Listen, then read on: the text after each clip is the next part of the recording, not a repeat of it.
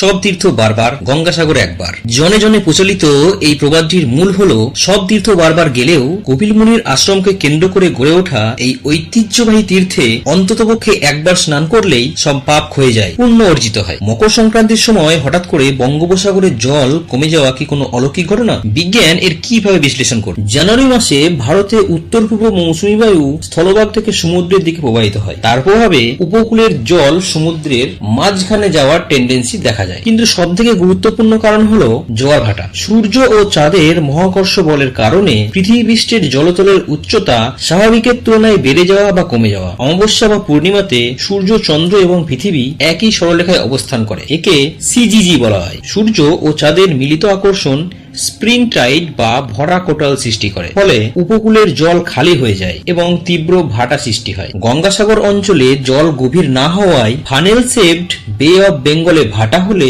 সমুদ্র অনেক দূরে চলে গেছে বলে মনে হয়।